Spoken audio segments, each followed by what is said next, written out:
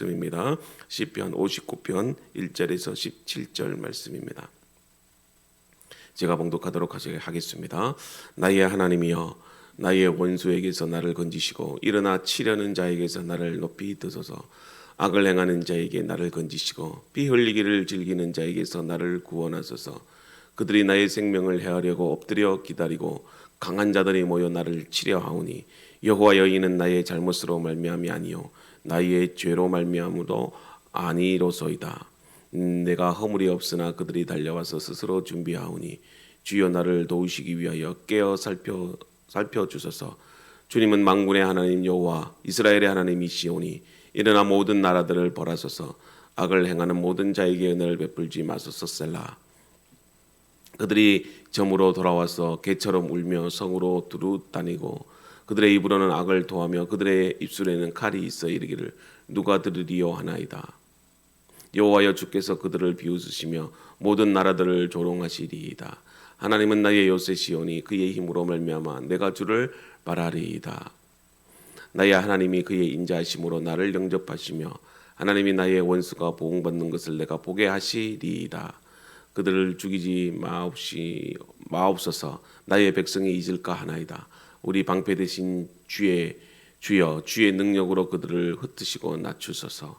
그들의 입술의 말은 곧 그들의 입의 죄라. 그들이 말하는 저주와 거짓말로 말미암아 그들이 그 교만한 중에서 사로잡히게 하소서.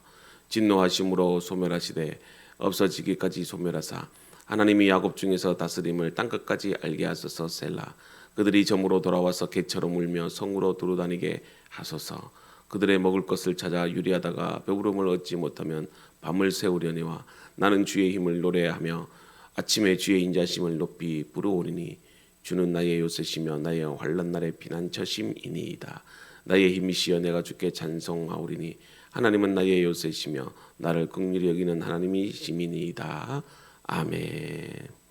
오늘 이 아침에도 하나님의 그 인도하심과 절망과 고통 속에서도 신실하신 그 하나님의 그 인도하심이 또 함께하는 그런 은혜로운 하루가 되기를 주님의 이름으로 축복합니다. 시편을 묵상해 보면 인생의 이 고난과 역경이 얼마나 고통스러운지 깨닫게 됩니다. 시편에는 그게 찬양시, 탄원시, 그리고 감사시가 있습니다. 그런데 흥미로운 것은 탄원시가 가장 많다는 것입니다. 무슨 의미일까요? 하나님이 택하신 이 백성들의 삶에도 찬양과 감사가 나오는 그런 상황보다는 탄식이 흘러나오는 상황이 더 많았다는 그런 의미라는 것이죠.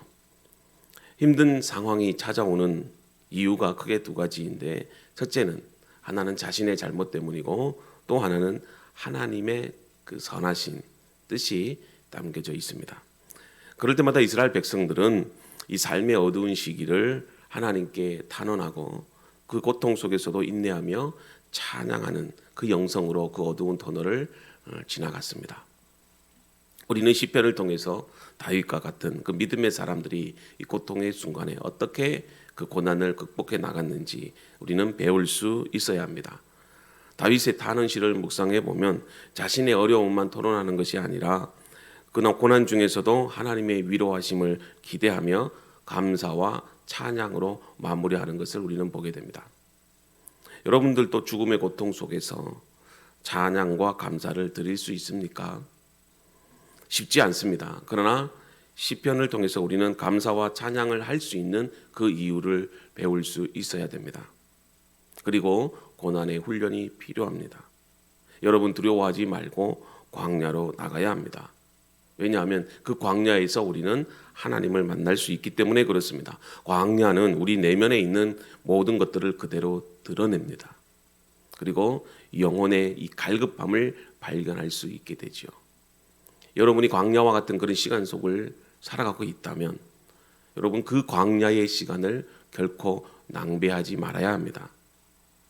너무나도 힘들고 어렵다면 애통해하고 슬퍼하고 눈물을 흘리십시오. 그리고 그 길이 우리를 광야로 통과하게 한다 할지라도 여호와의 인자하심과 이 진리가 여러분들을 여기까지 인도하셨으며 결코 당신을 떠나지도 저버리지도 않는다는 사실을 여러분들이 믿을 수 있기를 바랍니다. 이런 믿음의 확신을 우리는 오늘 다윗의 이 탄원시를 통해서 여러분들 확인할 수 있기를 바랍니다. 오늘 시편 59편은 표제에 나와 있는 것 같이 사람이 사울을 보내어 다윗을 죽이려고 그 집을 지킨 때에 이렇게 말하고 있습니다. 이 말씀은 사무엘상 19장의 이 말씀을 근거로 사울이 그의 딸 미갈과 함께 있는 이 다윗을 죽이기 위하여 사람을 다윗의 집으로 보내는 그런 이 사건이 배경으로 되어 있습니다. 이 시편은 다윗이 정말 극도의 그 위기와 절망 속에서도 하나님께 자신을 구원해달라고 호소하는 그 내용과 더불어서 이 대적들의 파멸을 강구하는 그 두 가지 내용으로 기록이 되어 있습니다. 다윗은 이 사울의 군사들에 의해서 포위되어 지금 죽음을 기다려야 되는 그 절박한 상황 속에 놓여져 있습니다. 사울의 군사들은 이 다윗의 집의 주변에 매복해 있다가 다윗이 깊게 잠들게 될 이 새벽을 시간을 정해서 그를 살해할 계획을 세웠습니다. 사실 다윗은 사울에게 무슨 잘못을 저질러서 지금 이렇게 벌을 받고 있는 것이 아닙니다. 오히려 충성스럽게 자기의 사명을 잘 감당했습니다. 사울의 명령대로 전쟁에 나갔고 또 목숨을 아까워하지 않고 적과 싸워서 승리했습니다. 오로지 그는 이 사울왕에 대한 충성심 하나만으로 그렇게 자기의 그런 사명을 잘 감당했던 신하였죠. 그런데 백성들의 마음은 사울보다는 전쟁의 영웅인 다윗에게 있었습니다. 이것을 사울이 알고 시기심으로 다윗을 질투했던 것입니다. 왕은 어느 나라든 자기가 높임을 받기를 원하는 그런 마음들이 다 있습니다. 그런데 신하 중에 하나였던 이 다윗이 주목을 받게 되자 이유 없이 그를 질투하게 되고 시기함으로 다윗을 죽이려고 합니다. 이것을 알고 있던 이 다윗은 계속해서 사울을 피해서 도망을 다녔고 사울은 그럼에도 이 불붙는 증오심이 누그러뜨지 않고 계속해서 군대를 보내 다윗을 죽이려고 합니다. 집으로 도주해온 이 다윗이 얼마 후에 사울의 군대가 이 자신의 집을 포위하고 있다는 사실을 알았습니다. 이 사실을 알았을 때 그는 마음이 어땠을까요? 그리고 어떻게 이 위기를 극복해 나갈 수 있을까요? 도무지 그 위기를 벗어날 그 방법이 보이지 않습니다. 다윗은 하나님이 세우신 이 사울에 대해서 끝까지 신의를 지켰습니다. 오히려 사울을 통해서 너무나도 많은 고통을 당하고 있음에도 불구하고 그는 신하로서 자신의 사명을 잘 감당해 나갔습니다. 그러나 그는 가는 곳곳마다 극심한 고통과 이 사울의 그런 어떤 시기와 질투심으로 인해서 항상 죽음의 고통을 당해야 됐습니다. 그래서 그는 오늘 이 본문 말씀에도 이런 고통과 시련을 다음과 같이 표현하고 있죠. 1절과 2절 말씀입니다. 나의 하나님이여 나의 원수에게서 나를 건지고 일어나 치려는 자에게서 나를 높이 드소서. 악을 행하는 자에게서 나를 건지시고 피 흘리기를 즐기는 자에게서 나를 구원하소서. 여기서 다윗은 사울을 원수라고 표현합니다. 이것은 그만큼 다윗이 당하고 있는 그 고통과 고난이 너무나도 크고 견디기 힘들다는 것을 표현하고 있죠. 심지어는 6절과 7절에 보면 사울을 개라고 그렇게 표현하는 것을 보게 됩니다. 그들이 저물어 돌아와서 개처럼 울며 성으로 두루다니고 그들의 입으로는 악을 토하며 그들의 입술에는 칼이 있어 이르기를 누가 들으리요 하나이다. 사울을 개라고 표현하는 이 말씀은 사실은 극한 혐오의 표현이죠. 이스라엘인들은 개를 대단히 불결한 동물로 여깁니다. 그래서 개를 집에서 키우지 않습니다. 이에 따라서 개는 먹을 것을 찾아 시내를 돌아다니죠. 그리고 썩은 음식을 먹고 심지어는 사람의 죽은 시체도 먹습니다. 얼마나 사울이 미웠으면 개라고 표현할까요? 한마디로 다윗은 사울이 죽기까지 사울을 피해 도망다니는 처절한 그런 극한 고통의 삶을 살았습니다. 그리고 갈 곳도 없었습니다. 가는 곳곳마다 동족이었던 자기의 민족들이 사울에게 자신의 위치를 그렇게 알려주는 것입니다. 여러분들이 만약 이런 상황이라면 어떻게 이 문제를 풀어가겠습니까? 내가 잘못해서 당하는 고통이라면 어느 정도 이해가 될 수 있을 것입니다. 그러나 아무런 이유 없이 충성됨과 신실함으로 왕을 섬겼는데 오히려 그것 때문에 시기를 당해서 죽음을 당하게 되었다면 그 누구도 그 상황에 대해서 감사하지 못할 것입니다. 사랑하는 성도 여러분, 힘들고 어려울 때 누구 하나 나의 아픔을 이해하지 못해도 위로해 주지 못한다 할지라도 힘들면 그냥 우십시오. 그리고 하나님 앞에 나아가서 하나님 힘듭니다. 하나님 괴로워요. 하나님 내 마음 위로해 주세요. 이렇게 하소연하면서 기도를 드리십시오. 물론 그 상황이 지금 당장은 변하지 않을 거라 생각이 듭니다. 그러나 마음이 아프면 하나님께 나아가 울면서 기도하십시오.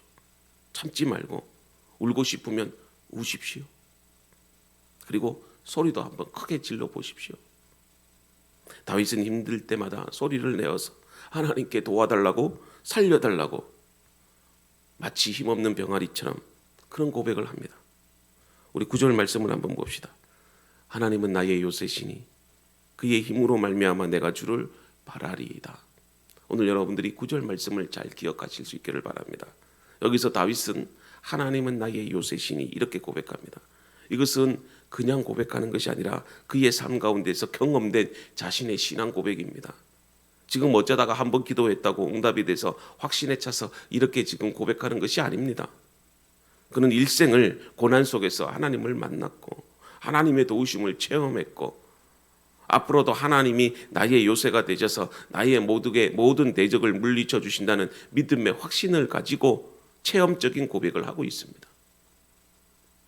사람은 누구나 똑같은 시련을 당합니다. 그런데 그 속에서 믿음의 사람은 하나님의 도우심을 경험합니다.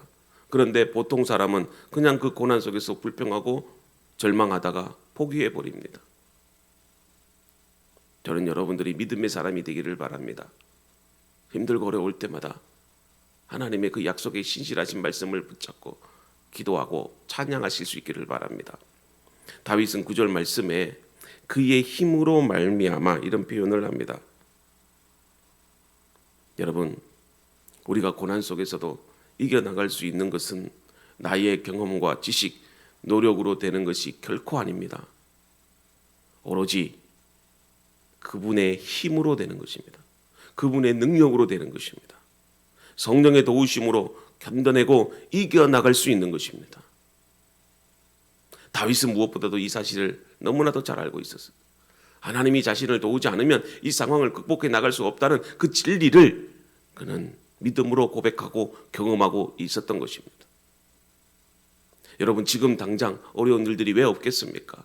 자녀 문제, 또 경제적인 문제, 아니면 말하지 못할 그런 질병으로 인한 고통, 또 내면의 상처, 인간관계로 인한 낙심, 정말 여러분들 많이 힘들 겁니다. 특별히 이 코로나 상황으로 인해서 오늘도 많이 지쳐 있고 낙심해 있을 겁니다. 그럴 때 이 고난을 어떻게 해결해 나갈까요? 사랑하는 성도 여러분, 고난은 견디어내는 것입니다. 참고 인내하는 것입니다. 지금 당장 그 고난의 문제가 해결되면 얼마나 좋겠습니까? 그런데 그렇지 않다는 것을 여러분들은 잘 알고 있을 겁니다. 그러므로 우리의 힘과 우리의 능력으로 이 문제를 해결해 나갈 수 없습니다. 너무나도 힘든데 어떻게 이 고난을 이겨나갈 수 있겠습니까? 그런데 오늘 말씀에 그의 힘으로 말미암아 우리가 주님을 바라보는 것입니다. 주님의 그 신실하신 약속을 믿을 수 있는 것입니다. 내 경험, 내 지식, 내가 믿고 있던 사람들, 결국은 그것들이 나에게 위로를 주는 것처럼 보인다 할지라도 일시적인 현상일 뿐이지 영원한 것은 아닙니다. 사랑하는 성도 여러분, 하나님의 신실하신 약속의 말씀을 붙잡고 성령의 도우심으로 이겨나갈 수 있기를 바랍니다. 오늘 여러분들에게 그 하나님의 은혜와 그 신실하심과 인자하심이 여러분들과 함께하기를 바랍니다. 그러므로 시련의 바람이 불 때에 여러분, 큰 나무는 깊이 뿌리를 내리고 있기 때문에 모진 비바람이 몰아쳐도 잘 넘어지지 않습니다. 이것이 우리가 고난의 시련과 역경을 이겨나갈 수 있는 하나의 방법이 될 수 있습니다. 문제는 내가 말씀에 깊이 뿌리를 내리고 있느냐, 이것이 중요합니다. 반석이 되시는 예수 그리스도께서 우리를 지키시면 폭풍우와 거센 비바람에도 우리는 낙심하지 않고 일어설 수 있습니다. 이런 원리를 다윗이 경험하고 오늘 말씀을 통해서 여러분들에게 고백하고 있습니다. 저는 이런 다윗의 고백이 여러분들의 고백이 되기를 바랍니다. 똑같은 말씀을 들었지만 어떤 사람은 그 말씀을 내게 적용시켜서 그 고난을 지혜롭게 이겨나가는데, 어떤 사람은 그 고난의 시련 앞에 좌절하고 절망합니다. 저는 여러분들이 이 다윗의 고백을 마음으로 새겨서 정말 고난 가운데 인내하고 믿음으로 이겨나갈 수 있는 그런 멋진 성도님들이 되실 수 있기를 바랍니다. 16절을 우리가 한번 보도록 하겠습니다. 나는 주의 힘을 노래하며 아침에 주의 인자하심을 높이 부르리오니 주는 나의 요새시며 나의 환난 날에 피난처이시니이다. 여러분, 아침은 어둠의 시간이 끝나는 때입니다. 저는 그래서 새벽을 좋아합니다. 왜 그렇습니까? 어둠이 지나고 이제 아침이 오기 때문에 그렇습니다. 모든 시련과 공포와 고난은 물러가는 때가 있습니다. 악인들은 밤새도록 다윗의 목숨을 노렸지만 결국 실패로 끝났습니다. 하나님께서 미가를 통해서 창문을 넘어 밧줄을 타고 성 밖으로 도주할 수 있도록 그렇게 도우셨습니다. 모든 일을 주관하시는 하나님의 도우심으로 그의 목숨을 건진 것입니다. 사랑하는 성도 여러분, 여러분들이 깊은 터널 가운데 있다면 그 터널은 언젠가는 끝이 보입니다. 우리의 절망과 확신은 우리의 신념에서 나오는 것이 아닙니다. 하나님 아버지의 신실하심과 인자하심으로 우리를 지키시는 지키시는 그 믿음으로 우리가 극복해 나가는 것입니다. 하나님이 우리의 요새시요 방패이시요 피난처가 되시기 때문에 절망이 확신으로, 고통이 찬성으로 바뀌게 됩니다. 사랑하는 성도 여러분, 힘들 때 기도하십시오. 그리고 믿음으로 감사하며 찬송 부르십시오. 우리가 상상하지 못한 하나님의 위로와 그 문제의 인도하심을 경험하게 되실 것입니다.